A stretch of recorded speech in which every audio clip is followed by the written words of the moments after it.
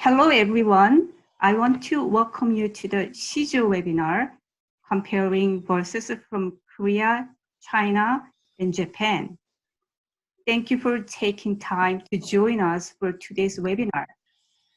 My name is Hye-Seung, Kang, and I'm the Associate Director of the East Asian Studies Center at Indiana University, Bloomington, and the Director of the Indiana University National Consortium for Teaching about Asia. It is really nice to meet you all. Today's workshop is a collaboration with Indiana University, NCTA, Sejong Cultural Society, and National Korean Studies. I am honored to be the moderator for today's webinar. I have some technology announcement. We will mute everyone except the speakers to ensure the best audio for everyone. Please stay muted during the webinar unless you are invited to speak. If you have any questions during a lecture, please type them in the chat box. We will bring them up during the Q&A session at the end of today's webinar. And please make sure your full name appears on this Zoom meeting. If not, please change it now. If you want to know how to do it, okay, here's the tip. Put the mouse over video of your face, and on the top of the corner, you will see the blue box with 3 white dots. Click on that box and select rename and enter your full name and click OK. Okay, that's it.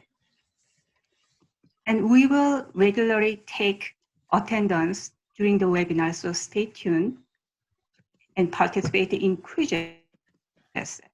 For those who have a full attendance, we will give you 2 books, Sijo, Primer of Korea's Poetry Form, and Linda Sue Park's Tap Dancing on the Roof. These books will be mailed to you this fall. And attendance is important for those who are applying for the stipend. $50 stipend will be provided to the participants taking only Sijo webinar, and $100 stipend will be provided to the participants who complete both NKS and Sijo webinars. And we will share more information on the day, last day. Okay, next slide. Thank you. These are some of the NCTA programs that we hold for K-12 teachers. Some programs such as career and film workshops about East Asia are upcoming, and these are open to anyone who are interested.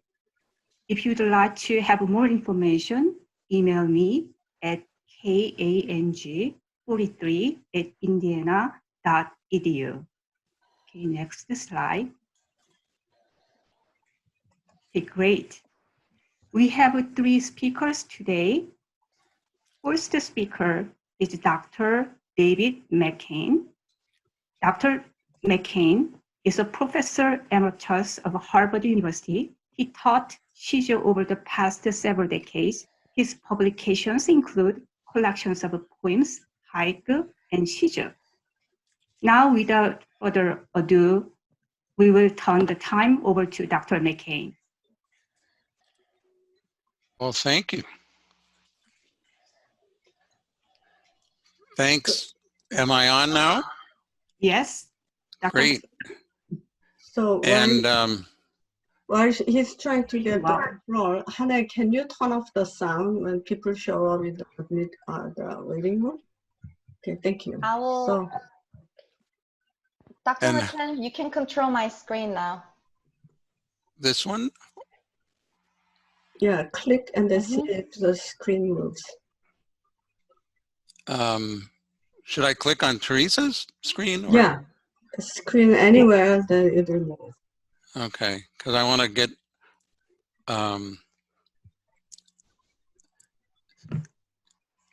not yet for quiz time.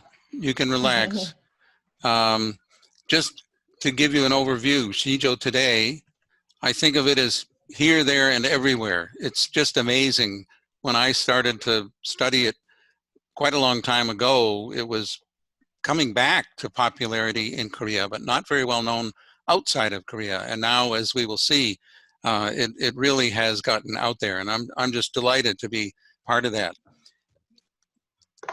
I think we have a little bit of a quiz time chance for you to answer a couple of questions. Let me give you about 20 seconds or so to take a quick peek at that, and then I'll get back to you.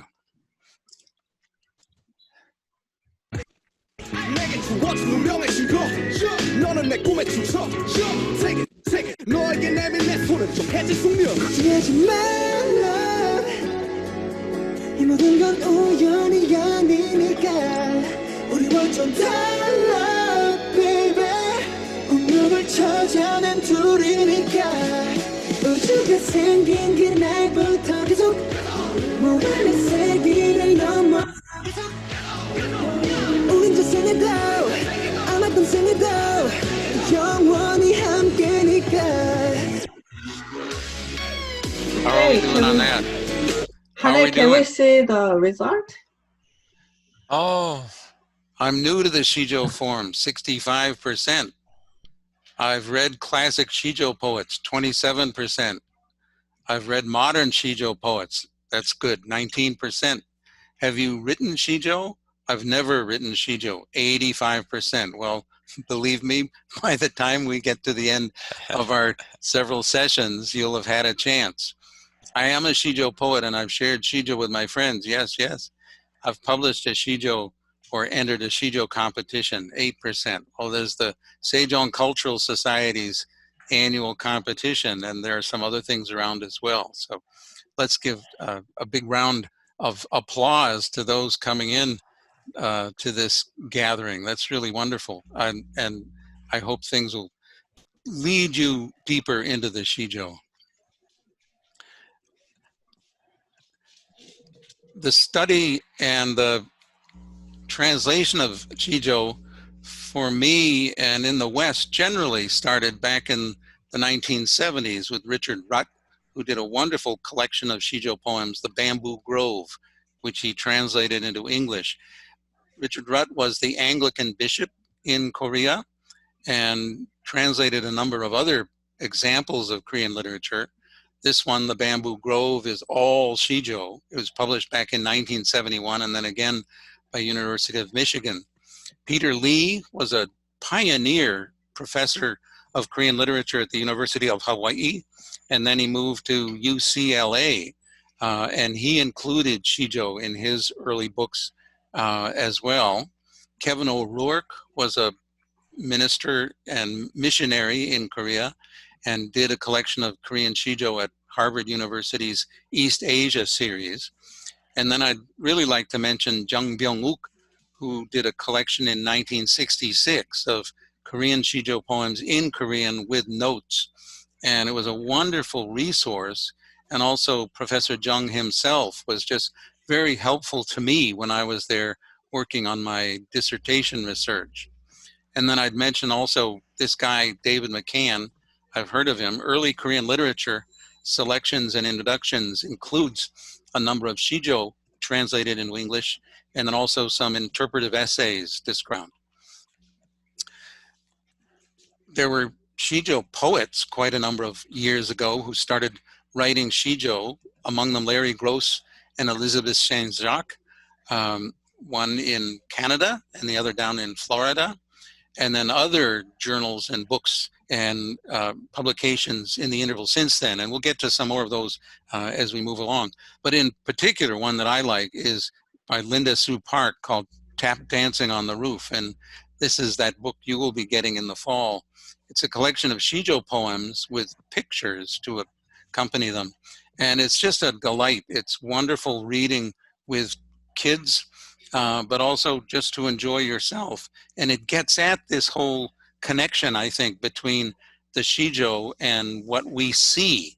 And we'll see some examples of that as we go on into the Korean Sijo. But ocean emotion, the red flag waves its stern warning, danger, no swimming today. The ocean churns, foams, roars, dashes, hurls huge breakers at the sand. The next day it's all tired out and takes a long nap in the sun. I always like to read that to our grandchildren because it would get them a little bit sleepy. The Sijo also was brought out into public in a wonderful way by U.S. Ambassador Kathleen Stevens back in about 2010. She hosted an English language Sijo writing contest, Ambassador's Mansion there in Seoul. And it was just great because the students were high school students from around Korea. They lined up on the floor, sitting with these pads of paper in the old Confucian exam style. And then she unveiled a picture of President Obama, as it happens, with the word hope. And that was the theme. And the students wrote. And I was one of the judges for the contest. It was just so much fun to see young Korean students getting into it again in English. The form and the history go back many centuries. In the form, it's 3 lines. The first line introduces or states the theme of the poem. The second line expands that or develops it. And then in the third line, it starts with what's called a twist in the very first part of the line, and then it completes in the remainder of the third line.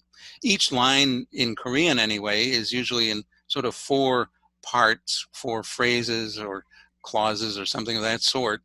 And there can be some variation in the syllable count in those groups that make each of the lines, but a basic pattern of 3 syllables and then 4 or 3 and then 4 in the first 2 lines. The third line, that twist, is always 3 syllables, and then the second part expands to 5 or more syllables and then closes down with 4 and then with 3. A little bit of a quiz time. Let's take 20 seconds or so and give you a chance to respond.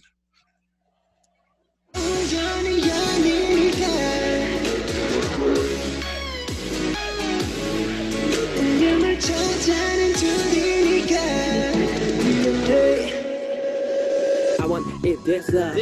I want it little love. 난 너에게만 집중해 좀 더 세게 나를 꺼내 태초의 DNA가 널 원하는데 이건 필연이야. I Can we love do that? 그녀를 볼 때마다 Let us go on. Do you see the result? There's the result, and it is in fact usually around 45 syllables. And 17 syllables. The sneaky haiku is 17 syllables up there on the top, 575. But we'll be getting to that with Professor Peterson in a moment. But let me go on, if I can, with the slides. This is a famous poem by somebody named Jung Mongju from the 14th century, well known to anybody in Korea who knows Sijo, and a good example. Though this body die and die, it may die 100 times. My white bones become but dust. What's called soul exist or not. For my Lord, no part of this red heart would ever change. How could it? Groups in the Koryo dynasty, and was somebody that the incoming Yi dynasty get out of the way so they could found a new dynasty. He refused to go over to the other side and was said to have composed this Sijo poem and recited it at a big banquet that was hosted by the opponents of the regime. And they knew he meant that he would not go for them. And the story says he was killed on his way back home. One of the things that I would point out in this poem, though, is look at how it examines the body and into the bones and the soul and into the very center of the body, the red heart, and states that will never change. It's an extraordinary performance piece. And that's one of the things that I find so interesting about Sijo. Here's another one from the 16th century by Jung Chol, also a very well-known political leader and an extraordinary poet. in Sijo and other forms of poetry. And he wrote this poem: "A shadow strikes the water below. A monk passes by on the bridge. Stay a while, Reverend Sir. Let me ask you where you go. He just points his staff at the white clouds and keeps on his way without turning." What fascinates me about this one is at that time in Korea's history in the 16th century, there was real tension between the government, which was Confucian is in Korea.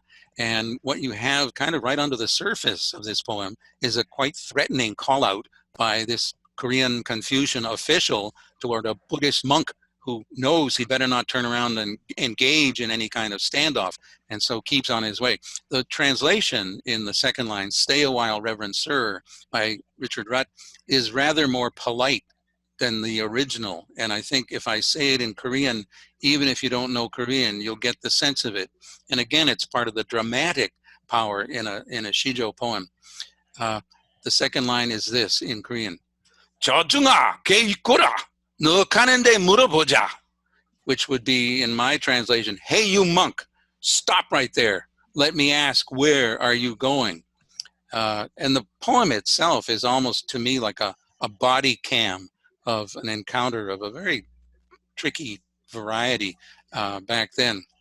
And then this third poem is the last I want to examine from long ago in Korea. It's by a 16th century Korean woman, Hye-Seung, like the Japanese geisha, and very well known. "Jade green stream, don't boast so proud of your easy passing through these blue hills. Once you have reached the broad sea, to return again will be hard. While the bright moon fills these empty hills, why not pause? Then go on if you will." And you can see how the first line gets things going. The second line carries them onto the broad sea out there. And then you have a twist in the Korean on the words "for the bright moon," which fills the empty hills and tells the stream to slow down, because before you know it, otherwise you'll be out there lost in the sea. And it's also said that there was some fellow who was interested in this woman, Hwang Jini, only after he heard her Sijo poem. And the story says he was knocked off his donkey as he was crossing the water by it. And this is what it sounds like in Korean language performance.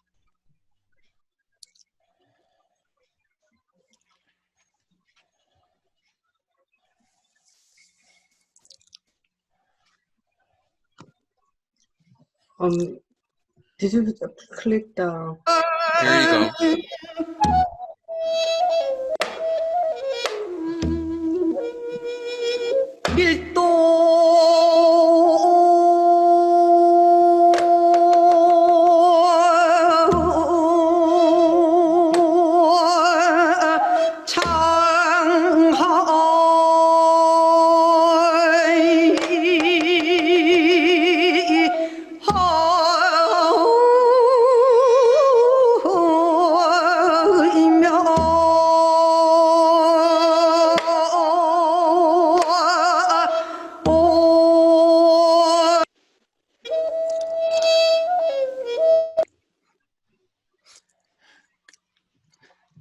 That, what you just heard, was the first half of the second line. It was "일도 장해 하면," once you reach the broad sea. And you can hear how in the Sijo singing performance, that's so drawn out in a beautiful, expressive way. And you can see it in this notation for the traditional Korean singing of the Sijo. Down there, you can see the wobbly lines, and then they straighten out and drop. And that's this wonderful singing version of, I can try it and it'll be terrible, but bear with me. 청산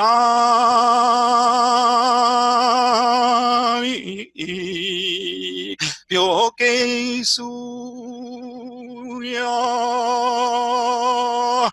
That's just the first opening part of the line. And everybody in Korea, in the old days anyway, knew how to sing.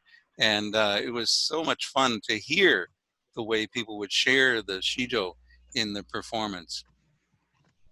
I thought one day about taking the translation of that and turning it into another kind of sort of representation, a visual one. This is the Nakdong River near the town of Andong, where I spent a couple of years in the Peace Corps. And I thought, well, I'll start there. Deep blue stream, in these blue hills, and then don't be so proud of your easy passing.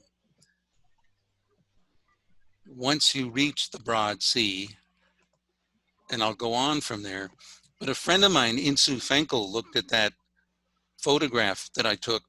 For me, what I like about it is in the background, what looks like a dragon stretching out into the ocean with his back and his head and his snout. And I thought that was pretty good. And those kids in the foreground, they were on a school excursion. Right to left, you have 3 kids, and then 5, and then 4, and then 3. You've got the last line of a Sijo. And I thought, wow. And Amazing. in that, to come back again will be hard. And that's a boat off the coast down in Busan. While a bright moon fills these empty hills, why not pause and go on, if you will? And it's another way, I think, of representing the sort of dramatic performance dimensions of the poems. The Sijo can be out there in the landscape. Well, just a couple of last comments here. Several years ago, I think this was in the 3rd year of the annual Sijo competition for high school students, sponsored by the Sejong Cultural Society of Chicago. I was serving as a judge, and this was one of the poems that we chose. It tied for 3rd place, and it's by a guy named Michael Chung, and written in English, a wonderful Sijo poem, Dreams on a Lake. I'm floating on the dark lake, dreaming I'm floating on a cloud. The surface of my tan skin tingling as water dries on it. You can see the 4 parts to each line beautifully there. A man yells, and there's your 3 syllables. A man yells for that twist. Hello, good neighbor. There you've got 5 syllables, and then 4 syllables, breaking my dreams to pieces. Well, we didn't know who had written any of the Sijo submitted to the contest, but when we got the notes back from the Sejong Cultural Society, when I read the note about Michael Jung, I ran around the 1st floor of our house shouting in joy and amazement, because it turns out he went to his grandmother and told her he had won a competition 3rd place for the Sijo. And she said, well, of course, because your great-great-great-grandfather was Jung Chul. And that's the poet from back in the 16th century, and he must be a descendant. It was just delightful to see how that was living on in his life. Today, we have the Sijo Journal, an international journal of poetry and song. It's in its 3rd year now, and people interested in it can get it online and find out what's going on there. They have both Korean poems translated into English, like the one on the left by Hong Seung-nan, A Letter, and the one on the right, Solo, by Susan Donnelly, a local Boston area poet, who wrote that in English and submitted it to the journal. And it was published, I think this was 2 years ago. And then this one is kind of fun. I just got this photograph, a few days ago, and that is one of my Sijo poems, which I wrote in English to celebrate the establishment of a Sijo monument park in the southwestern part of Korea. And darned if that poem didn't get translated into Korean and put on one of the memorial stones, and it's now part of this park. And I'm just so astonished to see my big stone, which looks to me sort of like a person with a hood and folded arms, something like a Buddhist pilgrim of some sort. But anyway, and that person there holding onto the lower part of the stone is the incredible stone artist who did that. Let me show you a couple of other examples. On the top left-hand side are 2 of the books that have been published recently by the Korean Sijo Poets Association. Wonderful translations, and the one on the left in particular, good illustrations with photographs of the stones that the person wrote those Sijo poems about.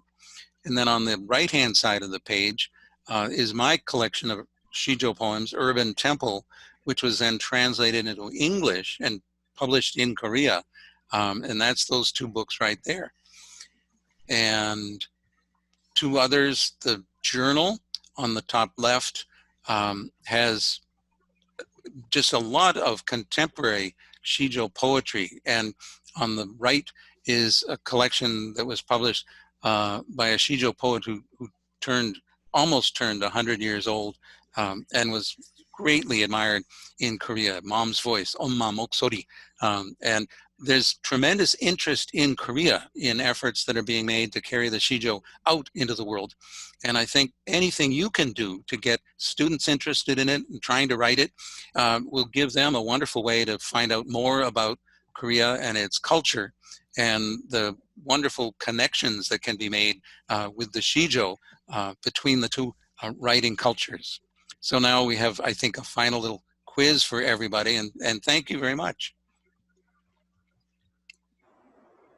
서술아 책은 올라 신기하게 자꾸만 숨이 멎는 참 이상해서봐 이런 게 말로만 듣던 사랑이란 감정일까 애초부터 내 심장은 널 향해 두니까 주지 말라 이 모든 건 우연이 아니니까 우리 완전 달라 baby 운명을 찾아낸 둘이니까 우주가 생긴 그날부터 계속 모든 세계를 넘어서 계속 That's good.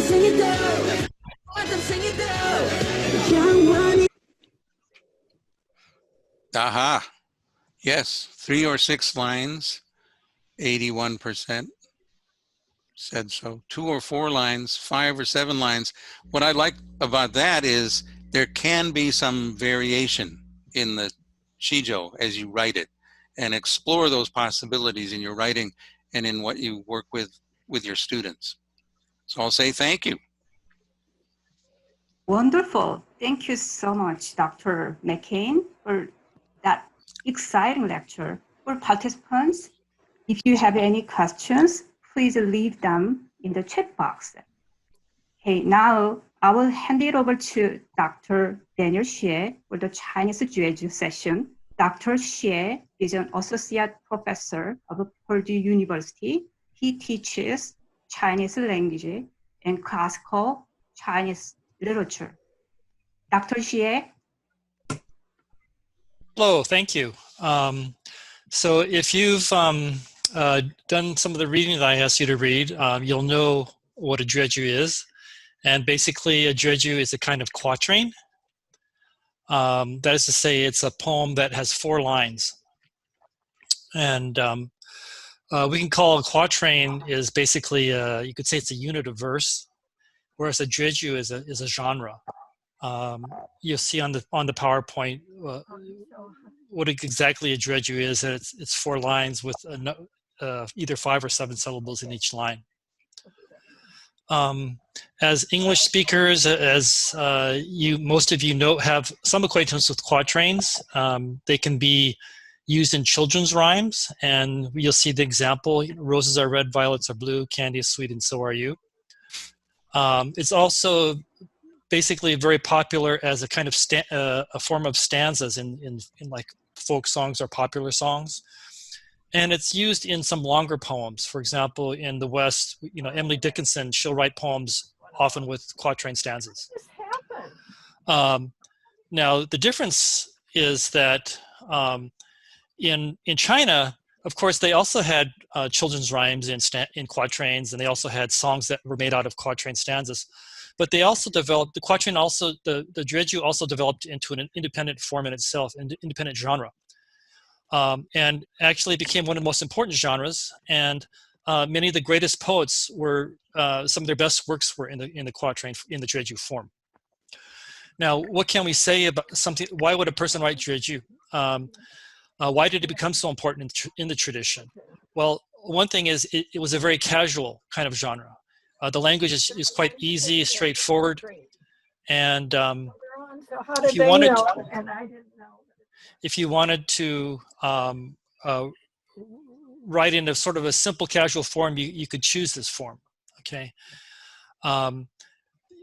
We've already learned with the Sijo that there's a kind of twist, and the Chinese will say that there's a turn in their 4 lines. The 3rd line is usually a turn, and the last line is usually ends with some sort of wit almost like a punchline. And the another reason why the Jueju became so popular is just the nature of, I think, of Chinese society, is that during certain periods of the tradition, poetry was an everyday part of life for a certain segment of society. It was, you often could make up poetry on the spot. It was improvised. It was a way of communicating. People sang to each other back and forth in quatrains. And so that's another reason why the quatrain was so important. Now, just to give you a little bit better idea of the structure, I'm going to, American, actually this is an American lyric. Okay, this is just one stanza. And it'll notice that there'll be 4 lines, and the first 2 lines go snakes in the ocean and fish in the sea. Now there's going to be a sudden turn, right? And in the song it goes, and the blonde-headed women. So where's this going to go from here? Okay, isn't that suddenly we go, wow, where's this going? Think just for a moment if you can. No one will ever guess this unless you've heard it before. But the last line goes, make a monkey out of me.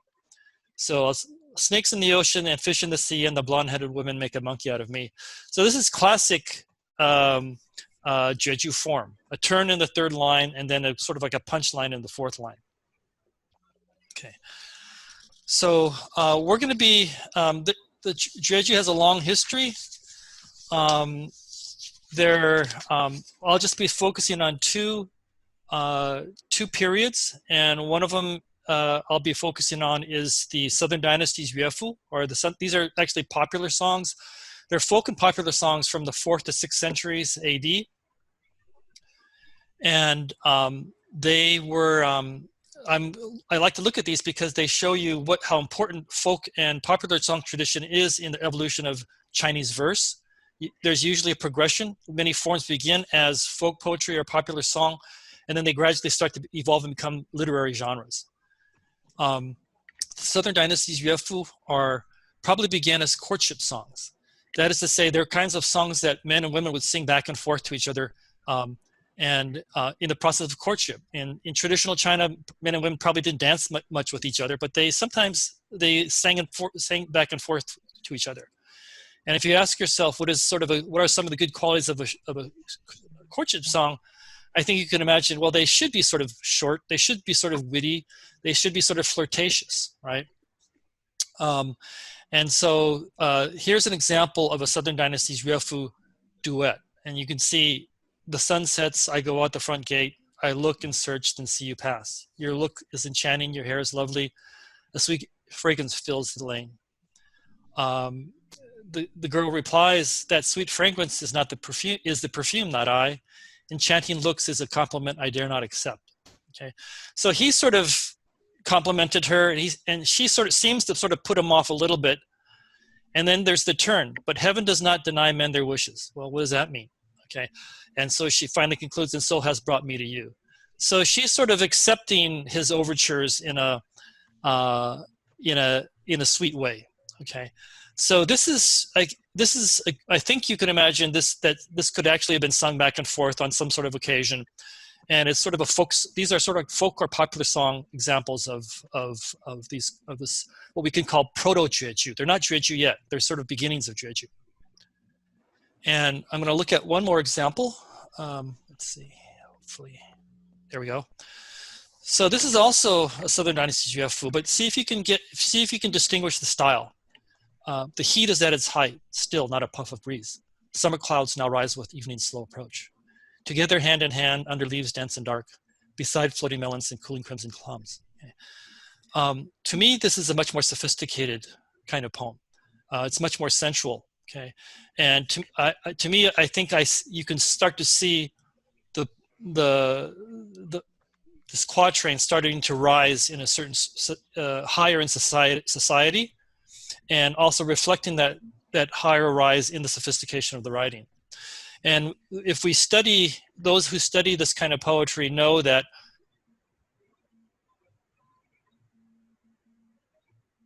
they would sing in the courts. And of course, if you're a court lady or courtier, you're going to write in a different style than in the kind of style that we just saw before. So I think we can see this is a good example of, I think, of the quatrain starting to evolve towards the Jueju.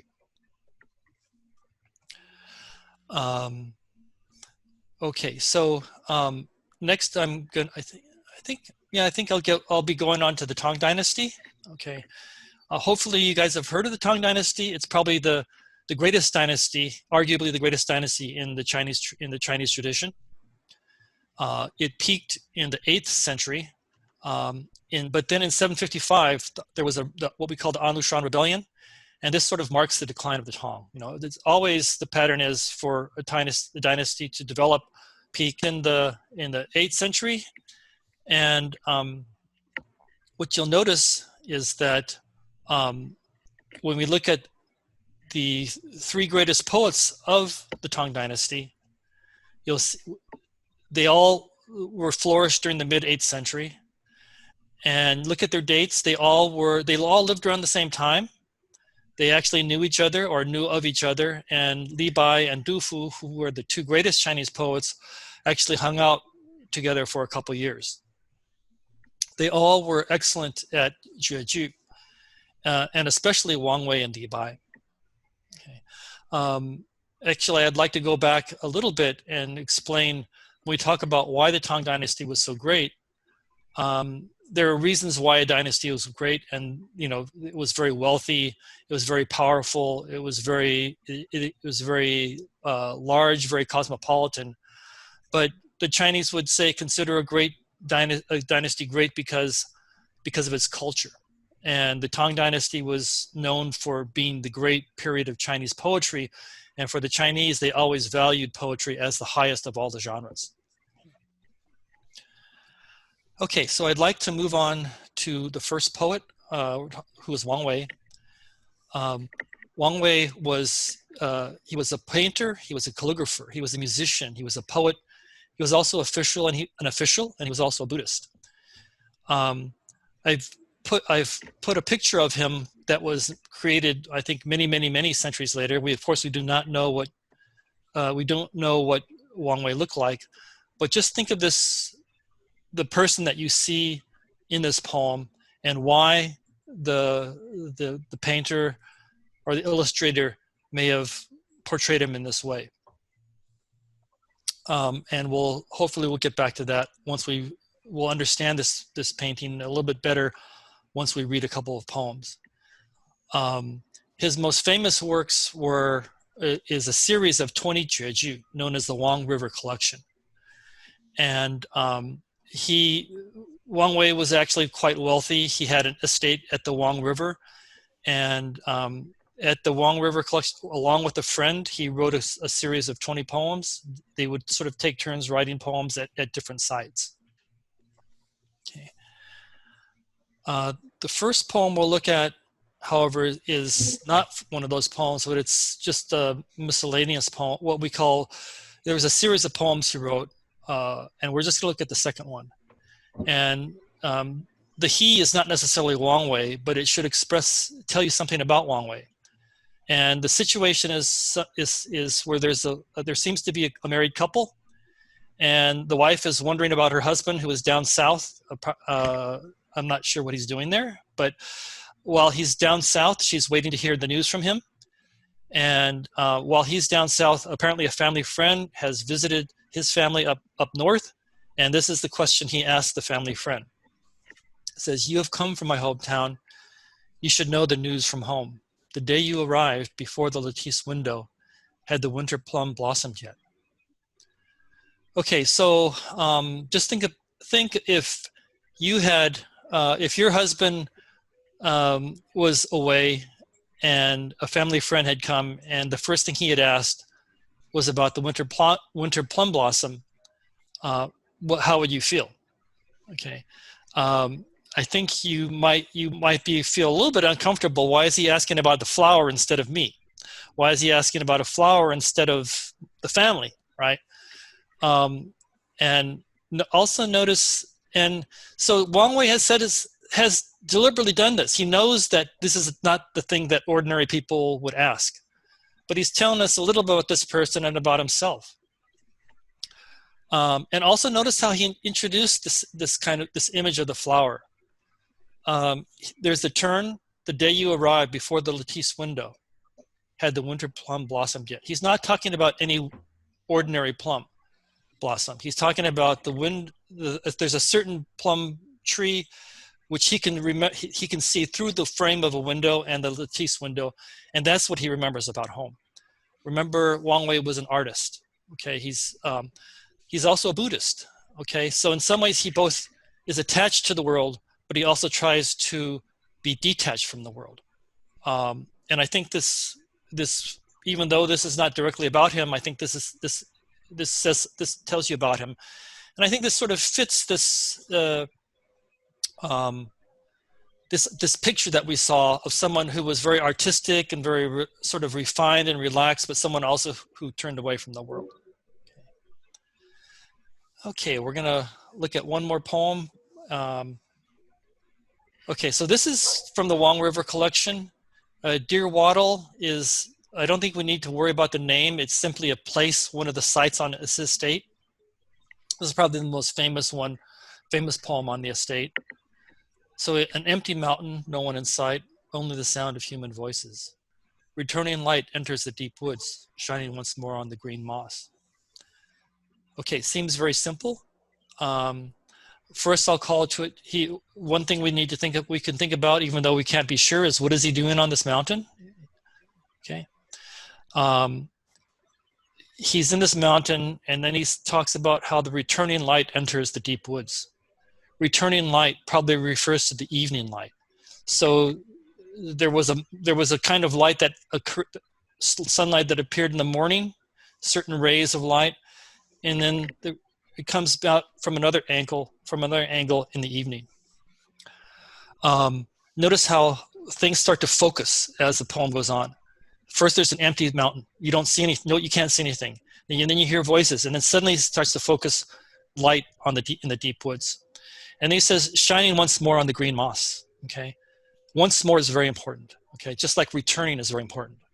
And notice how the focus continues.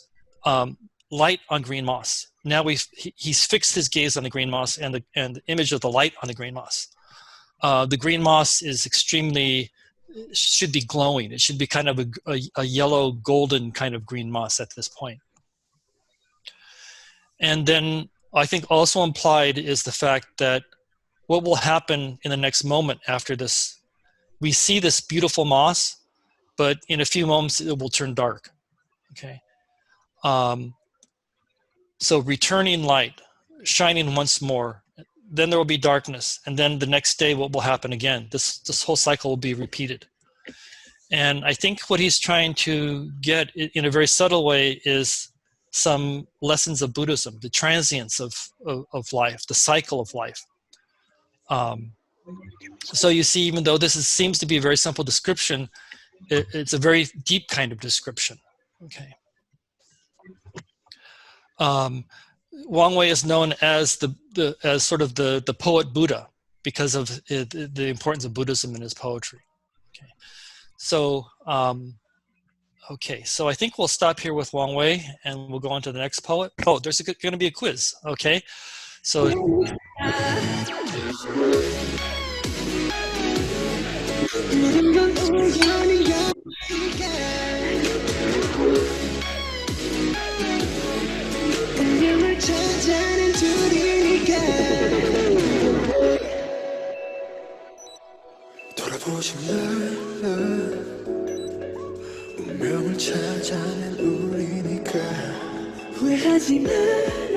Okay, I guess most of you should be done by now. Okay.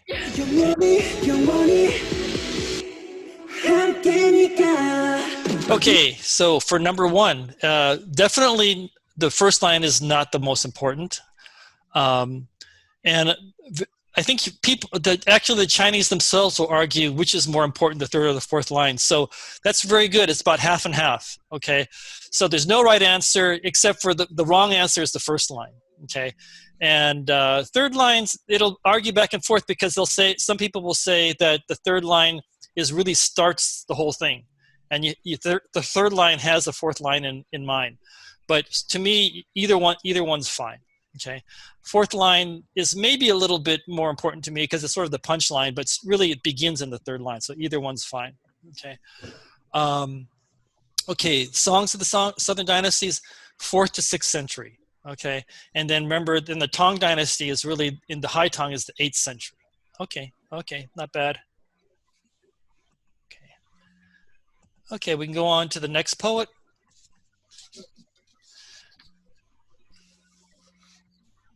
Okay, the next poet is Li Bai, and I think he's usually, hopefully we'll, there we go.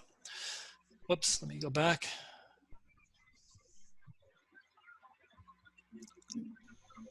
Okay, I'm trying to go backwards. Let's see, why? Nope. So at the left bottom, yes. Okay, there we go. I see it. It's really faint.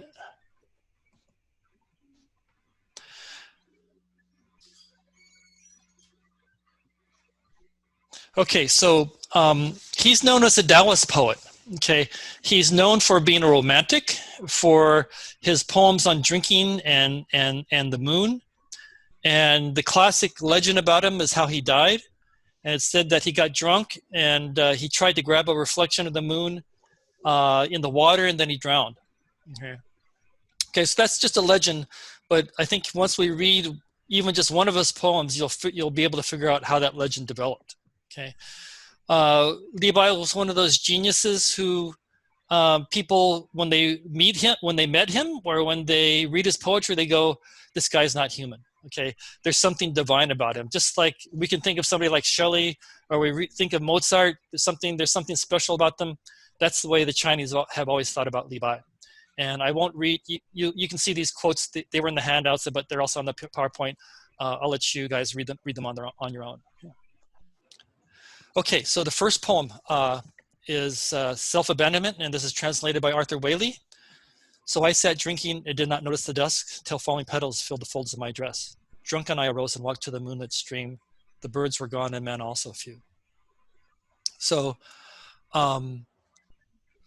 drinking in the moon, right? This poem should be set in springtime. The falling petals should refer to blossoms, and you'll notice he's probably been drinking all day. I said drinking and did not notice the dust. Finally, it turns dark. He's covered with blossoms. He's been there so long. He's covered with blossoms. Very beautiful image of this drunkard, right? So by the time he wakes up, he sobers up. He walks the moonlit stream, and nothing's there. The birds have gone, and men are also few. Classic feeling from a Li Bai poem. It's very cool. It's very beautiful. There's a kind of loneliness to it. I chose this poem because I think it's one of the best translations in English of a Chinese poem, and it was translated by Arthur Whaley. Hopefully, some of you have heard of him. To me, in English, it's as good as it is in Chinese, and that almost never happens. Okay, well, I think we'll do one more. I'm going to skip Quiet Night's Thoughts. It was on your handout. This is probably his most famous Jueju, but I'm going to go to the last one just for this out of time. We might go back to the other one later, but this is Sitting Alone by Mount Jingting. So a flock of birds flying upward vanishes. A lone cloud at its leisure drifts away. The two of us gaze at each other tirelessly. All that's left is Mount Jingting. Again, looks like simple description. And you can imagine, so things are moving on, right? There's a flock of birds, but they disappear. A lone cloud drifts away. And then he said, the two of us gaze at each other tirelessly. That is to say, him and the mountain gaze at each other. He personifies the mountain. And then he says, all that's left is Mount Jingting. And again, think about, there should be a deeper layer to this. There should be some sort of a punchline to this. What does he mean that's all that's left is Mount Jingling? Okay, there was two of them before, him and Mount Jingting. Now all that's left is Mount Jingting. And I think what he's saying is that he's lost himself. He's forgot about himself by gazing at the mountain. We love to gaze. We love to go into nature. We love to look at the ocean. We love to, look at great mountains, because in a sense we lose ourselves. We become smaller, and then we can forget all our troubles. And for the Chinese, when we talk about Taoism and Buddhism, one of the goals is to lose yourself, right? And that's what he's done by looking at Mount Jingting. So again, very simple, but also very profound at the same time. Okay, we'll go on to our last poet, who's Du Fu. Okay, so Du Fu, he's known as the Confucian poet because he was always worried about the country. He wrote protest poetry, and so he's been called a poet sage. Okay, and the Chinese consider Li Bai and Du Fu their two greatest poets, and they love to compare them. They'll ask you which one do you like better. I love both of them, and I like to think of one as Mozart and one as Beethoven. And you can ask yourself, which one do you think they are once we finish Du Fu.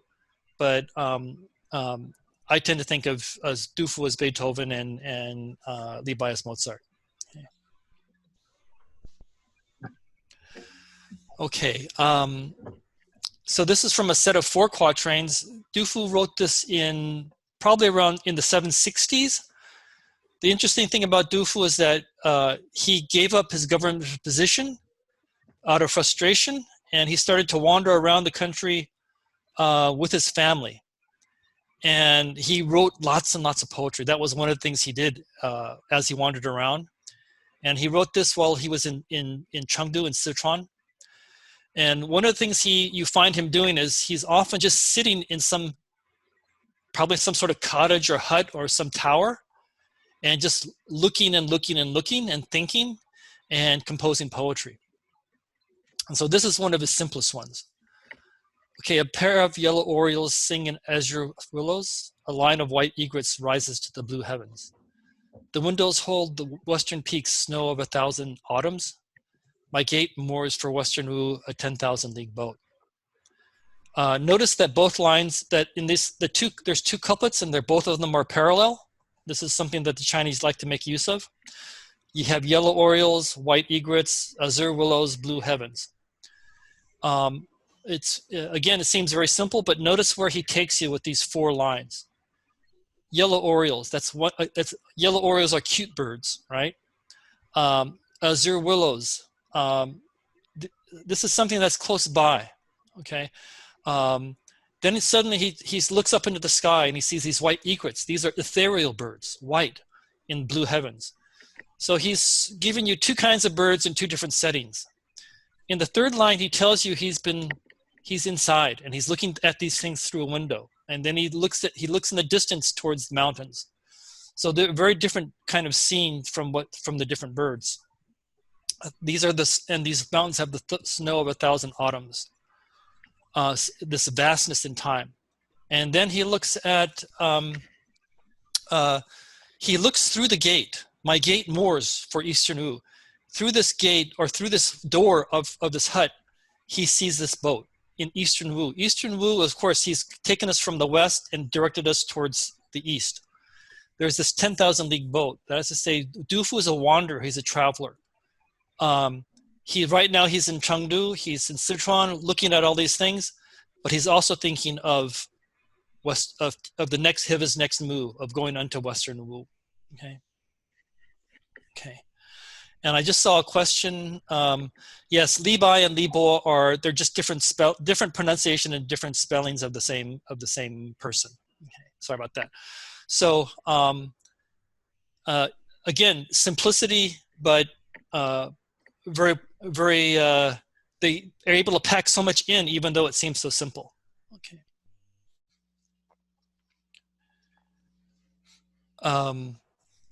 Okay, so I'll conclude here with just a few things. Hopefully, you've got a taste of how wonderful Jueju can be. Okay. And I've quoted, here is someone who's a really nice description of what the potential of the Jueju. And this person says, this critic says, when it comes to the 5-syllable Jueju, it attained the purity of the voice of nature. Okay. Within its mere 20 words, there's not a trace of display or linear effort. It was now that the true nature and true feeling of poetry, the true character of poetry emerged. The Chinese have always loved the naturalness of Jueju. The Chinese can write very complicated, difficult poetry, but they also can write this kind of very simple but very deep poetry at the same time. Sometimes it seems as if the Chinese could think and talk in poetry, especially in their Jueju poems. I'm also here have a quotation by from T.S. Eliot. He talks about what he thinks is the ideal poetry, and at least the first part really describes, I think, can describe Jueju perfectly. However, then he brings in the late quartets of Beethoven, and there I don't follow that at all. But just look at the first part; works great for Jueju. Forget about the Beethoven's late quartets. Okay. Okay, so I think about time's up. I think we have a quiz. Okay. Mm-hmm.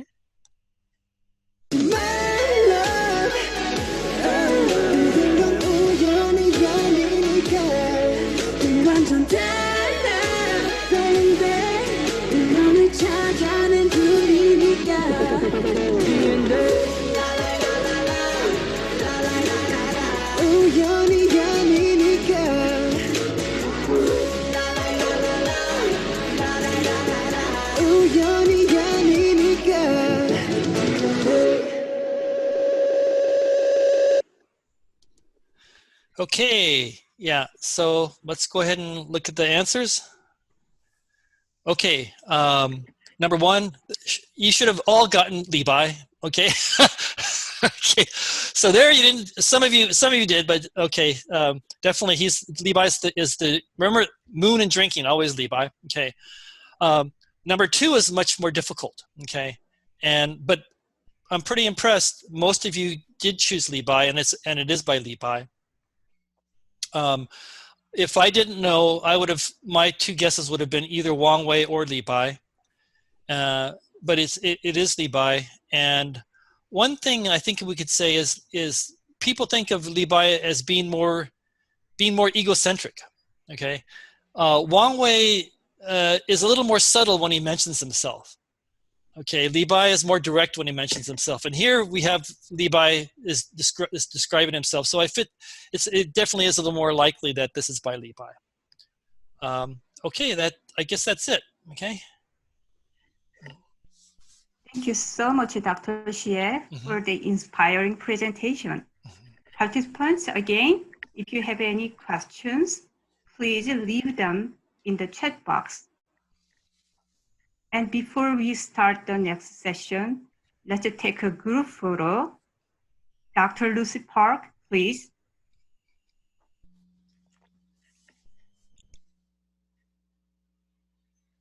Dr. Park? Yeah.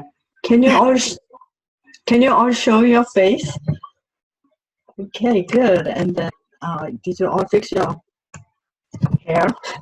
And you just, so I will just say 1, 2, 3 and smile, please. Okay, 1, 2, 3. Okay, so we're done. Very good. All right, so you're ready for the next speaker? I got the picture. Okay, thank you. Okay, the third speaker is Dr. Mark Peterson. Dr. Peterson is a professor emeritus of Brigham Young University.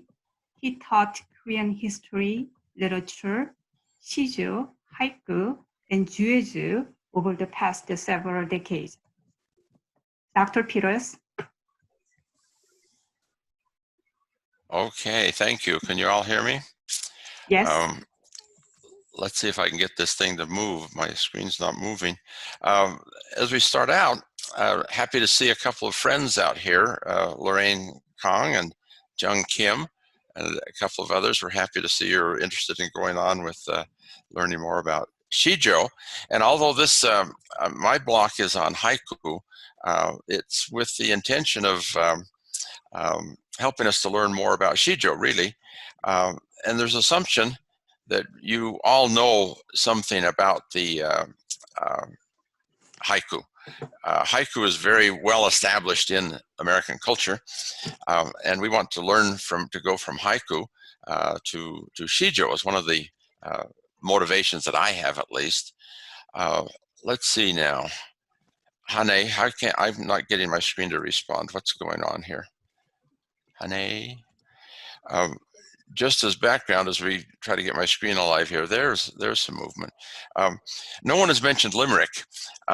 Very often when we talk about Jueju and Jueju and haiku and Sijo, we make a comparison to the English short form, and the English short form that's very rigidly structured is the limerick. And as with each of these poems, there's a certain color to them. Limericks are often comical, right?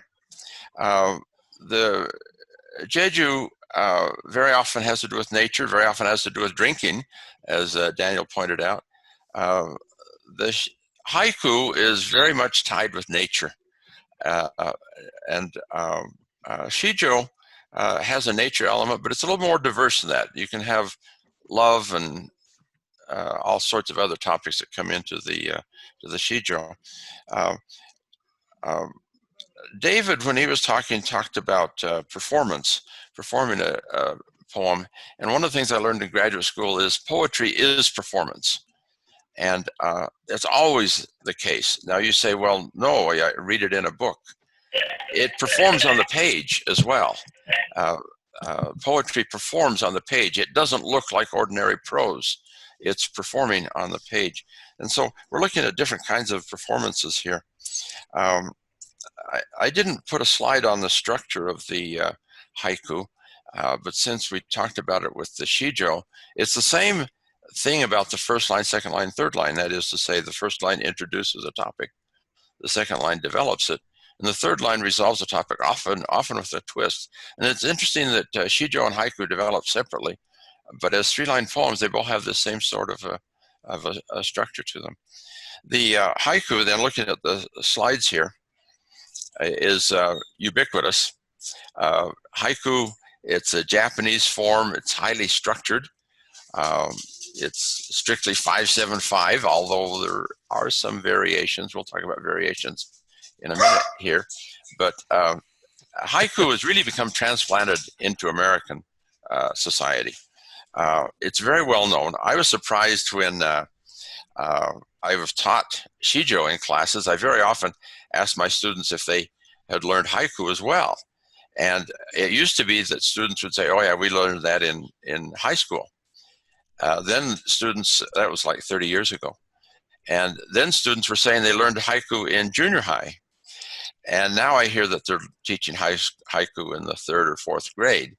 And notice the phrasing I put here, this sort of typical Asian double negative. No American has not written a haiku. Every American, at least in the last 30 years, has written a haiku. Is that not true?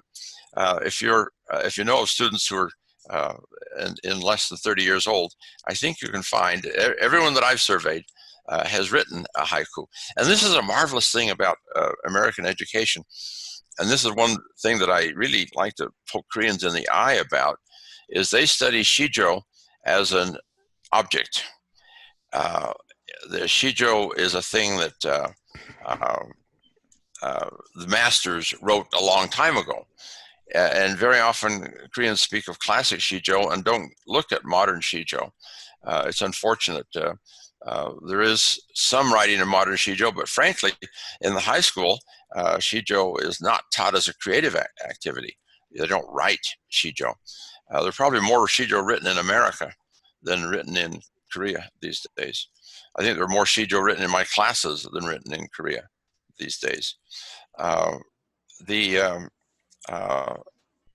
interesting thing is that when Americans study haiku, they write a haiku.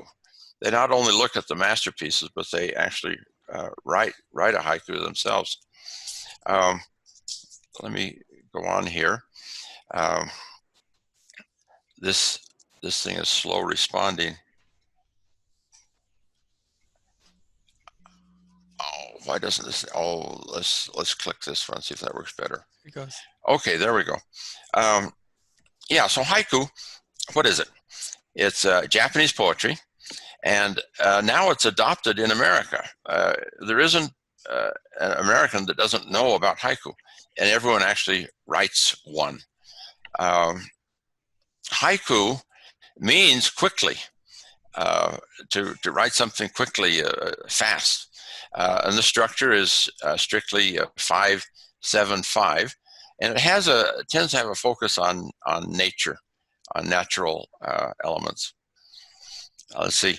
Haiku is taught in America, and in grade school, we all must write one. Can you recall the one that you wrote? Have you written a haiku? I don't know if you've noticed what I've been doing. Here's the masterpieces.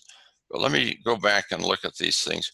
What have I been doing with these slides on haiku? Have you noticed they're all haiku? Yeah. Oh, I noticed 3 lines. As I started doing this, I thought, well, these are the elements of the haiku, so I put them all purposely in a haiku form. Well, here's the masterpiece. And as Daniel showed us the masterpieces of the Chinese poetry, and as David has shown us the masterpiece of the Sijo, here is the masterpiece of haiku. This is by Basho. It says his name over there. And this doesn't do you much good, so let's translate it a little bit here. This one, David and I were talking about this earlier. The pronunciation here, the translations are not good because they're just 2 and 3 syllables. We'll show a good translation here in the middle, but I want to show you the Japanese original. Japanese has an interesting way of handling Chinese characters. They very often have 2 syllables for a single character. So this first one, can you see my cursor? Is my cursor circling the first character? This first character has 2 syllables, furu. It's actually to be an adjective, furu-i, but the e is swallowed up by the e of ike.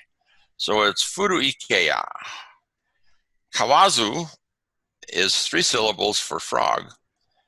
And to is to fly. And bikomu is to jump. Actually, it says fly, but frogs don't fly, frogs jump. And then the last line is 5 syllables. Mizu is water. No is to be of or a part of. And oto is the sound of the water. So we have furuikeya, kawazu, tobikomu, mizu no oto. That may not do a lot for you, but if you teach haiku, you might want to memorize this masterpiece just to get a feel for it. It has an interesting ring to it. Furuikeya, kawazu, tobikomu, mizu no oto. Well, that's the masterpiece, and we know this from the frog, an old pond. The frog jumps in and hear the sound of the water. Let's take a quiz now. See what we've covered so far.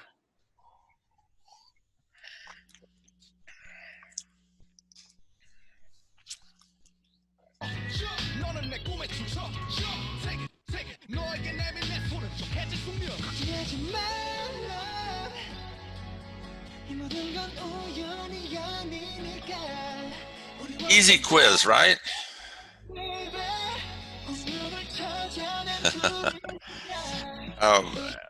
I think the purpose of that quiz at this point is just to emphasize, oh dear, one of you missed it. Everyone else got that it's 17 syllables. It's exactly 17 syllables. We'll see some variations on it as we go along here, but that's the point. 575 is the structure. Here we go. Come on, there we go. Okay, I want to give you some examples. That one jumped past. Here is a nice haiku. Pink blossoms on the tree, released from winter's cold spell. Spring has been set free. This is a nice haiku. Notice the nature imagery on the 575 structure. Limericks are funny. Haiku can be funny. A winter haiku. My bed is so warm. My alarm clock is so cold. I think I'll sleep in. And here's a nice illustration or drawing of it. So haiku can be fun. We'll see a few more fun ones here. 2 days ago, 3 days ago. Today is 7/7. Notice today is 7/7/2020. The 4th of July, a few days ago, we had independence is responsibility for one's own happiness. Notice that the structure is 575 precisely. Answer to prayer. Prayer becomes 2 syllables here. Prayer, we say prayer, but here is prayer. Answer to prayer. In a dream vividly real, God sent me flowers. That's an interesting thing. This is probably a personal experience of someone who felt there was an answer to his need in the form of flowers. Nature images all over the place. Flaming sunset skies paint impending night's canvas with an ochre brush. Notice the imagery of the nature here and the colors. The red sunset is described as a ochre brush. Beautiful nature imagery. Now, I was critical of the early short translation of the classic Basho poem. Basho is the great master of the haiku. If you learn haiku, you learn the name Basho. Here's a little bit better one because it tries to do 575. And the original says an old pond, but here to get a 5th syllable, they insert the word silent. And the frog jumps into the pond, there's 7, then splash, silence again. Again, using the silence as a device to make it into a 5-syllable final line, 5-syllable first line. So that one makes me more happy because that translation, because it fits the structure better. Speaking of structure, speaking of hating to get out of bed, here's a haiku about getting out of bed. No, no, no, no, no. No, no, no, no, no, no, no. No, no, no, no, no. Again, a bit of a whimsical thing, but the structure speaks to you here. It's not just that he doesn't want to get out of bed. He doesn't want to get out of bed in 575. And this reminds me of a Korean poem that's just numbers, emphasizing just the structure of the beast. Here, oops, went too fast. Here is a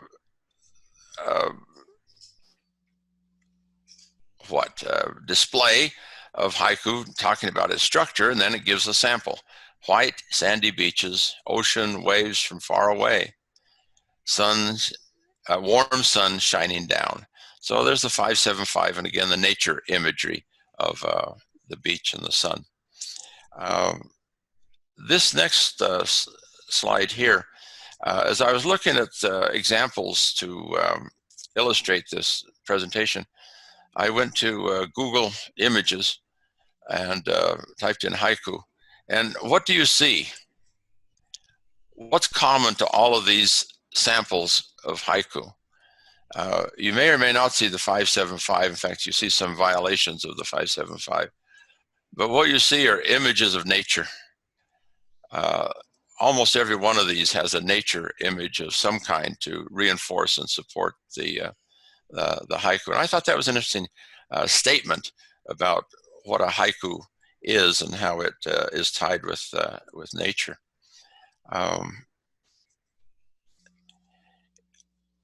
Haiku can be fun and humorous. We talked about the getting out of bed one. Here's another one. Tyrannosaurus. Nice 5-syllable monster word to start. Big and green, ugly and mean. There's our 7 syllables. Don't eat me today. So there's your 575 strictly portrayed. I thought this was cute. Haiku, said my friend. Gesundheit was my reply. Poems are contagious. And I picked this one out because we're all worried about contagion today. Contagion isn't always bad. I hope you all get the contagion of Sijo and Jueju and Haiku from this presentation today. This one really struck me because I'm a cyclist. And if you follow the Tour de France, you know that there are not only the yellow jersey for the winner, but there's the white jersey for the best young cyclist. There's the green jersey, the blue jersey for different things. What are they? And then the polka dot jersey is for what? That's the mountain climber, the best climber, the one that has the fastest times in the mountains. He may not win overall, but he's the fastest in the mountains. It's the polka dot jersey. Well, and it's red polka dots on a white background always. Well, here's the image of a mountain road in the back and the polka dot jersey in the front. What is it? Each of these red dots has a haiku on it. I haven't purchased this jersey, and I can't read the haiku up close, but somebody took 2 unrelated areas, Japanese haiku and French cycling, and put them together and made a set of haiku red dots on a white background for a haiku jersey. I thought this was a marvelous display of how versatile haiku can be. One of the things you can do with haiku, and you can do this with Sijo as well, and you do it with Jueju as well. Yeah, you can link them together to narrate. It becomes a narrative poem, to narrate a story. This one, I'm not going to read it all, but it has sort of a Buddhist imagery to it, the inner silence. And each line, the first 4 have the word inner silence in it, but this takes you to a certain place that the author, with a Buddhist frame of reference, wants to take you, and they're linked together. So that's a fun thing you can do with haiku. In this regard, I took a group of textbook writers to Korea to try to improve American textbooks about Korea several years ago. The first group I took had in the group the editor of the Encyclopedia Britannica yearbook. His name was Charlie Trumbull. And at the end of the excursion in Korea for 2 weeks for the 14 of us, or however there were, he wrote a book of haiku. And each haiku was on a separate page. And each of us in the group stood out to him in their mind as a subject of one of the haiku. And so he wrote a series of haiku about our trip to Korea. Mine was about squeaky shoes. I had shoes that squeaked whenever we walked across the museum floor or whatever. And I was first offended by it. Because I thought, no, if we're going to go to Korea, you should write Sijo about each one of us. But he wrote a haiku on each one, and I wasn't really offended. I thought that was just a marvelous way to commemorate the trip. Here's another series of haiku. This one looking at the 4 seasons. And here it's linked, looking through the 4 seasons. Again, capturing this power of nature that the haiku likes to concentrate on. Quiz time. Let's see what our next quiz is about. Easy quiz, easy beasy Japanesey.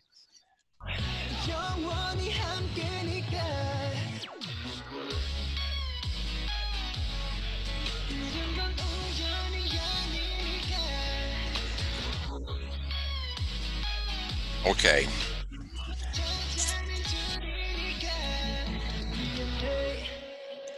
I mentioned his name a few times. I hope you caught it. Let's see what the results are here.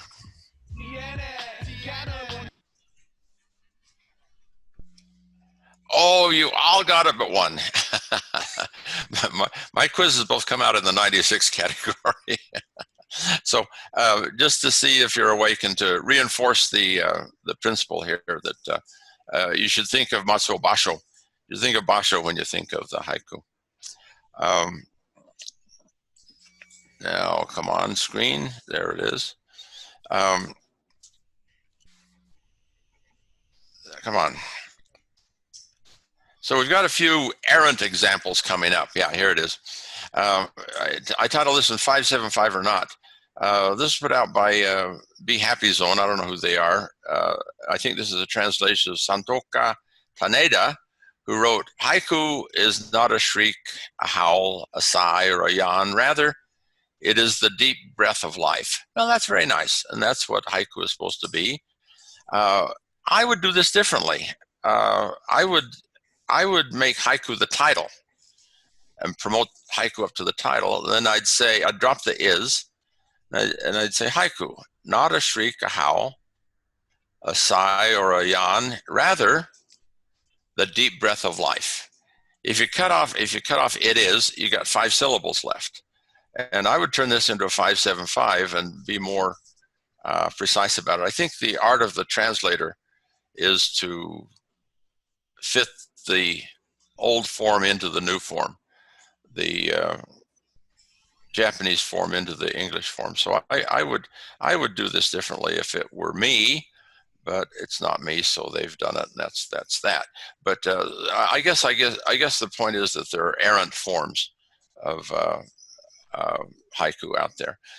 This one, same thing. It bothers me. Don't imitate me. It's as boring as 2 halves of a melon. The variation to make this a 4-line thing is okay, I guess, but why not leave it at 3 lines? And on the 5th line, I mean on the 3rd line, for the 5 beats, instead of a melon, you get 4 beats. Why not say it is as boring as 2 halves of watermelon? And then you've got 5 beats. So here again, you see some variations, but I'm not always happy with variations. I think if they take a little more effort, you can get to the 575 without a lot of trouble.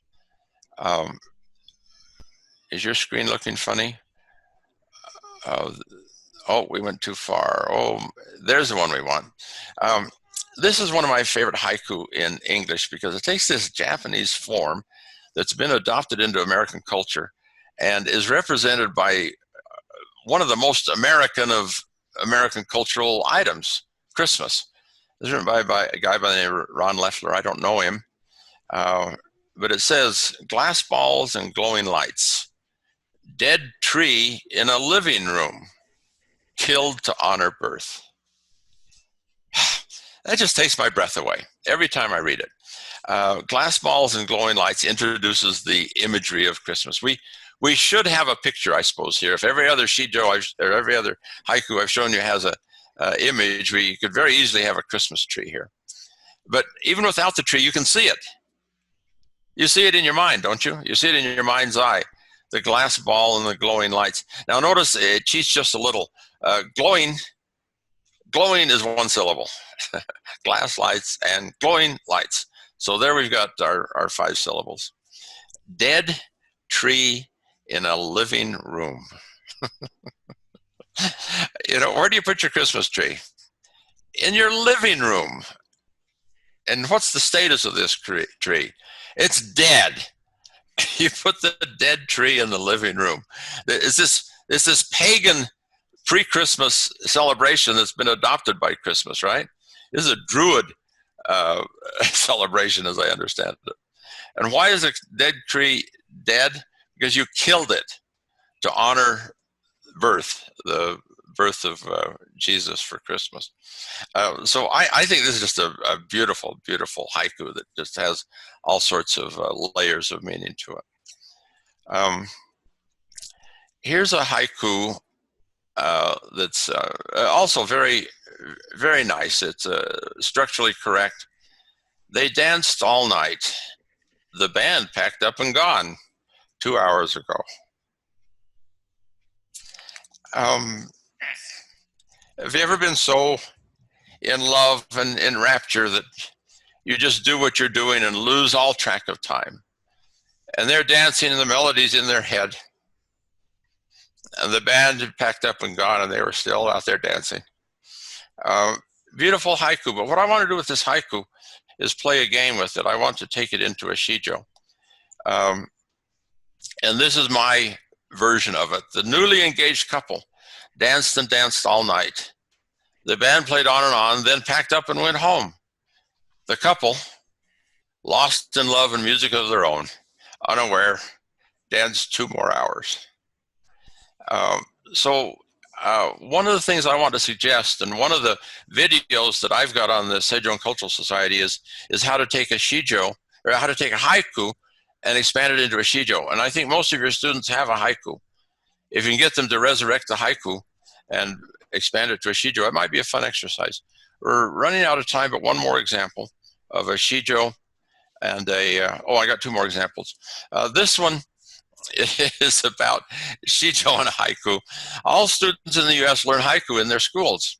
3 short lines, regular rhythm, 5, 7, 5 beats to the line. Now Sijo needs to be planted in the curriculum. It's the next step for us to take.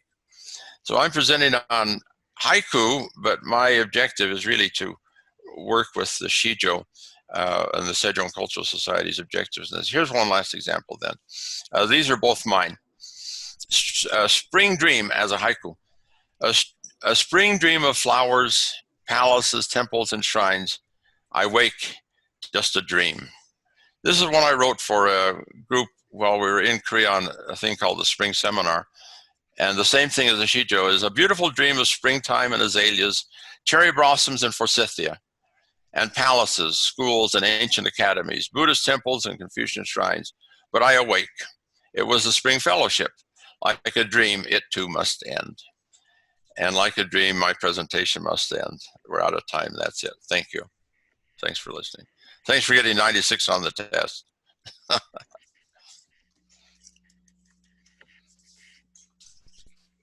Wonderful. Yeah. Oh, okay. Thank you, Dr. Peterson, for the great lecture. So now it is a Q&A session. Participants, thank you for submitting your questions. If you haven't submitted your questions yet, please do so now by typing them into the chat box. Okay, meanwhile, let's go through them together. Okay, number 1.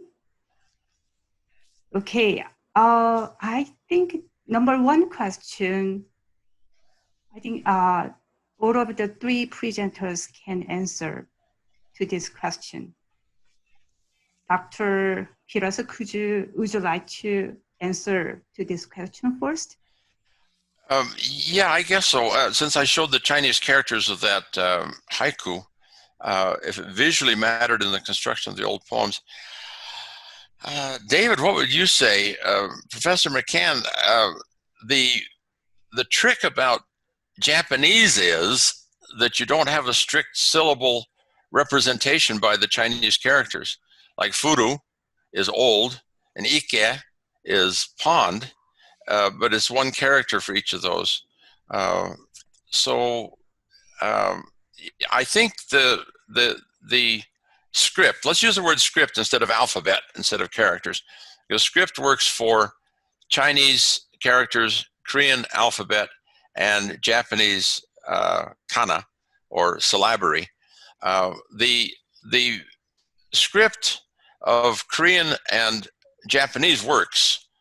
Korean and Chinese works for syllable count, but it doesn't work for Japanese. David, do you have anything to add on that? Well, just thinking about the visual aspect, 2 of the poems, one by Hwangjini about the jade green stream, don't be so proud of your easy passing through these blue hills, and so on. In the slide of the actual Sijo in the Korean language, people will notice the first half of each line in that Sijo is all Chinese characters. And the second half of each line is all just pure Korean language. And what's interesting to me about it is that, you know, as everybody probably knows, there were a lot of Chinese loan words that came into the Korean language, and you could write them with Chinese characters. And then once the Korean alphabet was invented, you could write them out in the Korean alphabet. But in that Sijo poem, what's interesting to me is that the Chinese characters are all about limits and stated examples of a position. Once reached the broad sea, or the bright moon fills the empty hills, where the Korean language part of it is all questioning and kind of pushing back. Jade green stream, don't be so proud of your easy passing through these hills. Don't be so proud. Jarang mara. I mean, it's a very Korean vernacular form. And you find that, I think, in a lot of examples of Korean Sijo, where you might have something in the Chinese alphabet or Chinese character vocabulary surrounded and embedded in Korean, and there's a tension. And we even had a participant in one of the workshops who said, what about trying to use Japanese and English? What about trying to use the Spanish language and the English language in a Sijo poem and put them in some tension? I think there are a lot of possibilities. David, when you wrote your article about the two styles of the two uses of diction in each line of that Sijo, it took my breath away. You also talked about the male-femaleness of it, that the male was the formal, well-educated, official aspect, and then the second half of each of those lines was female and was the pure Korean, without any Chinese characters in it. There wasn't any borrowing from Chinese. The first half was pure Chinese lexicon. The second half was pure Korean lexicon. And it's the woman speaking to the man and then speaking as a woman and saying, hey, man. And the woman part was not only questions, as you asked, as you pointed out, but it was the tempting part. That was the tempting part of the poem. And I'm only quoting you, David, but I've quoted you a gajillion times on that poem, and yeah. I usually give you credit. I hope I always give you credit, but that's a very good answer to this thing about the construction of the poem. I was thinking of it more as in terms of the syllable count, but yes, indeed, the internal structure of that particular poem. And the tug between the two cultures. I mean, that's also there in the poem by Jung Chol, where, Jung Mongju, though this body die and die, it may die 100 times, white bones turn to dust, a soul exists and not this single piece of my red heart. That phrase, ilpyeon danchim, is Chinese characters. Yeah. And it's so interesting that he dives into the body through that poem and reaches a four-syllable Chinese character line, the single piece, my red heart. And that kind of tension is very interesting in Korean poetry. Yeah, excellent. Thank you. Dr. Hsieh? Yeah, for Chinese poetry, I don't think the visual character of Chinese characters almost virtually is never a factor in the poetry. Basically, poetry is the meaning and the sound. Originally, when Westerners first started to study Chinese, of course, they were very impressed by the fact that there's some pictographs. But for the most part, I don't think that the Chinese themselves that was never a factor in composing their poetry. Okay, thank you very much. Okay, the second question is Sijo or Jueju ever linked to tell a story? Dr. Hsieh, Could you please answer to this question first? Yeah, I'll just talk about Jueju, of course. Strictly speaking, no. There's very little narrative. I don't think any poet would try and work out a narrative by linking Jueju. However, there are many Jueju series. That is to say, and the Jueju series are almost like variations on a theme. So, for example, you might be in a certain place, and you want to write about this place, and you would write a number of different Jueju on this. But it's not, you're not actually telling a story. It's usually simply variations on a theme. Okay, and so for Sijo, Mark or David can answer that. David, talk about Kasa. I was going to talk about Kasa. Yeah. Yeah, but there is a long narrative form in Korean language verse practice, which is called the Kasa, and it can go on for dozens, hundreds of lines telling a story about a journey up into the mountains and a variety of things of that sort. But an interesting kind of counter argument about the Sijo is, imagine a Sijo and you've heard a bit about how it is sung, and you heard me singing the first part of one line, and it can take a long time.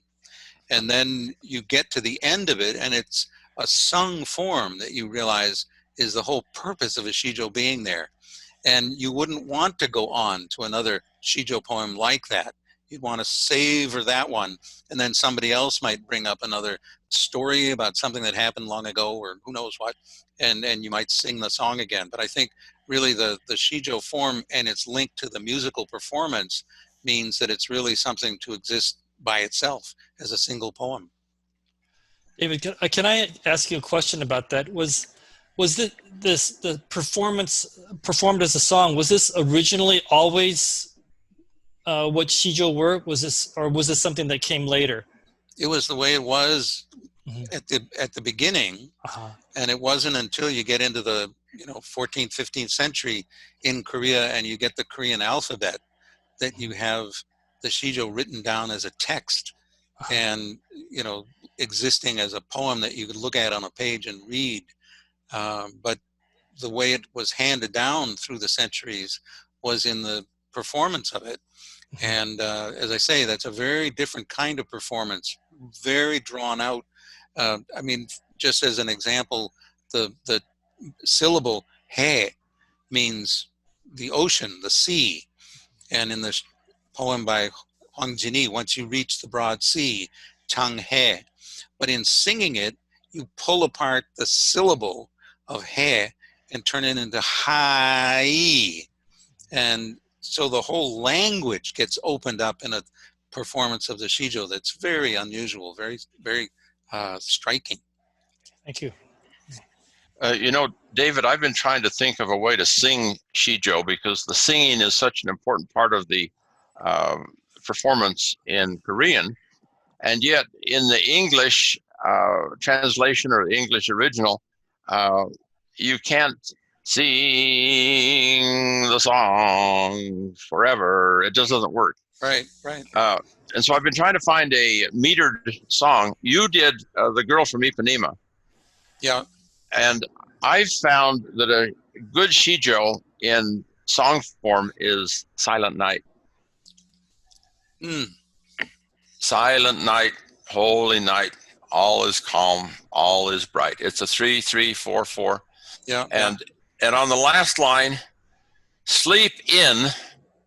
If you can make that into 3 beats, you've got your 3 beat for the start of the third line. Sleep in.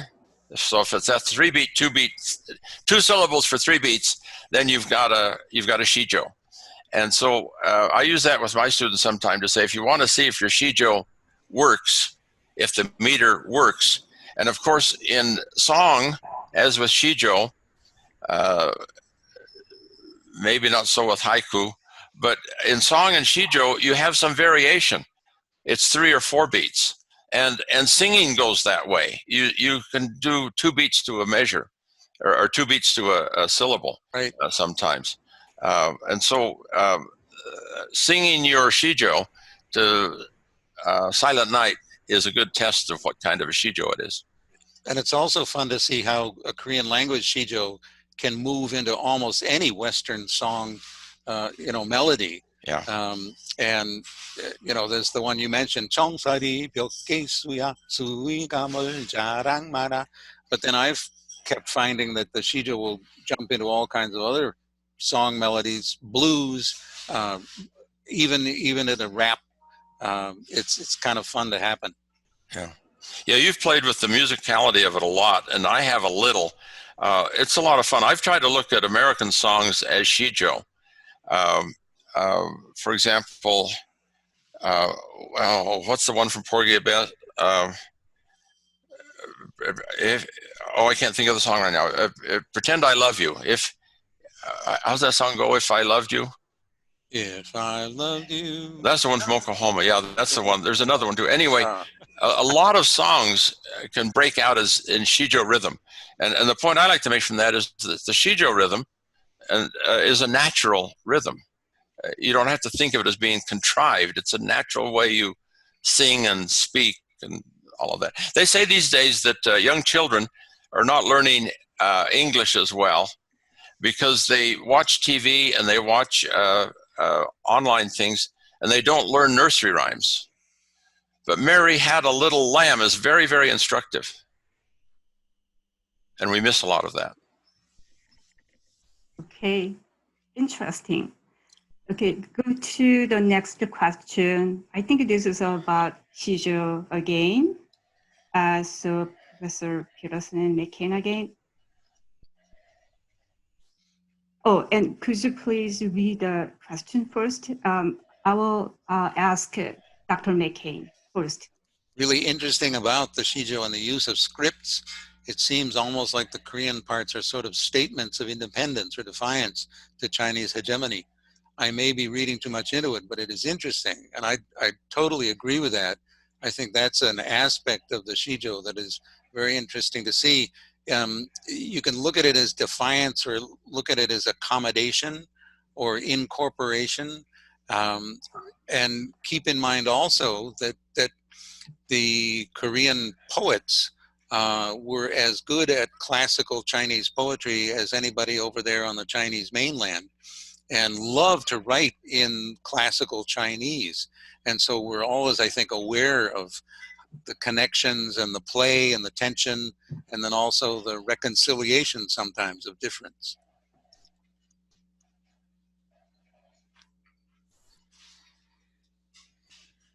Your poem of Chung Chol and the Confucian scholar pointing his finger at the monk on the bridge and saying, "Hey, where are you going?"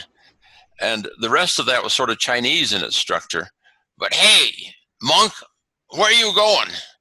It was very Korean. Yeah. You can hear the cop shout it out. Hey. Okay, wonderful. Okay, next question. Shall I do this one? Yep. My middle school students are going to ask me about the structure of each of these kinds of poetry. For example, they will ask, why does the haiku always have to be 575? Any good answers to give my students? I've got a really bad answer to give your students, and that is, the reason it's a bad answer is it's sort of a non-answer answer. You're going to get a book of poems from the Sejong Society, a book of Sijo poems, a book of haiku to illustrate this. And in that, the author says, haiku is 575, but it doesn't have to be 575. And then it gives one or two examples of 575, and every other example in that book is not 575. So it's a book of haiku poetry that breaks the rule 90% of the time more than it keeps the rule. So I don't know what to make of it, because I'm more of a structuralist. And I would, as I've indicated when I talked about haiku, I'm uncomfortable when it's not 575. And so when Lucy said, here's a book on haiku for young people, I said, oh, wonderful, good, let's use it. Then the more I looked at it, the more I didn't like it. It breaks the rules. So that's why I say it's a bad answer. You've got to decide. Do you want to teach haiku as 575, or do you want to teach haiku as 3 simple lines? Because the book teaches it as 3 simple lines. Also, there can be play of the syllable count, you know, the 575, and basho is a wonderful example of what can be done with that, because there's one of his haiku from the book, the collection of his sort of memories of a journey and the poems that went with it. But it goes, Furyu no hajime ya, oku no taue uta. And you can tell that's actually 8 syllables and then 8 syllables. And the poem is about the sources of our elegant culture are there in the planting songs of the North. And what I find fascinating about it is that it's a couplet. It's not a 575, but it's a couplet. Each line is 8 syllables, and that is a folk song planting song. And so Basho was playing against that with his own haiku. And there are other examples in his work of a similar kind of playfulness with that 575. And you find it in limerick. I can't remember the limerick right now. I can't do it right now. But, you know, limerick is very strict in its structure, right? You got 2 lines of medium length, and then 2 short lines, and then 2 medium lines, right? And it's the rhyme is A-A-B-B-A, right? But there's one limerick that says limerick does this, and it's all right to the structure. And then the final line says, but I can't finish this within the right amount of meter. It breaks all the rule. So sometimes breaking the rule reinforces the rule. It tells you, hey, here's the rule, and I just broke it. And in Sijo writing these days in Korea, there's some poets who want to keep very strictly to a syllable count and have very little variation in that. And then others who are much more kind of free verse oriented, and they're writing Sijo, they say, but with a difference in syllable count and arrangement on the page.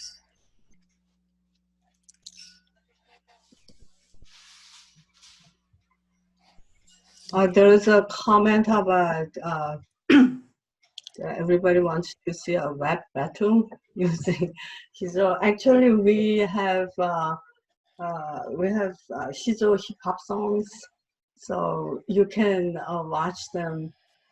So it's a rap and hip hop songs. So you can watch them at the Sejong Cultural Society YouTube channel.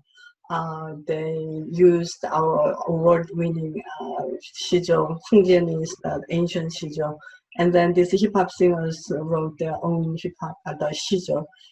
So if you want to do rap battle, that would be very interesting. So we can sponsor that. So please let me know.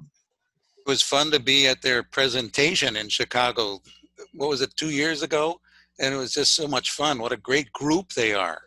They really had fun with the Shijo and that rap presentation. Yeah, as you mentioned earlier, it's a 3-4-3-4, so it's just perfect for a song. I mean, was meant to be a song in old days. Right? Yeah. Okay, thank you so much for the wonderful questions and excellent answers. Looks like we are ran out of questions. Right, okay. We are very lucky to have these wonderful presenters today. Why don't we give them big applaud. Okay, we are getting closer to wrap up today's webinar. There's there's announcement about homework. Okay. Please submit homework by July 18, Sunday, by midnight.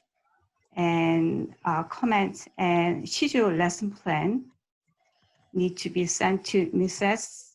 Mary Connor. And also Shijo should be sent to Dr. Lucy Park. And I will also write the information into the chat box. Okay. So, and there are a couple of, homework. As far as I know, there are 3 homeworks to do. One is a Sijo, writing Sijo, and another one is a Sijo lesson plan, and also write comment about today's webinar session. If you have any questions, let us know later. Okay, and I hope you all had a productive and informative workshop today. And so see you next Tuesday at 1 p.m. Pacific time for the second session of a Sijo webinar. Before we close this one, do you have any questions? We will send you the slides, PowerPoint slides, printouts, and some of more reading materials. And there are a lot of Sijo references on our website resource page that was listed on our homework information page. Okay, wonderful. And also we will send you the handout from Dr. Hsieh tonight after this session too. Okay, then have a wonderful evening and stay safe and joyful, and see you next Tuesday. See you. Okay. See you. Bye. Bye-bye. Thank you, Bye. everyone. 우리만이 줄러봤어 그녀를 볼 때마다 서술과 책을 올라 신기하게 자꾸만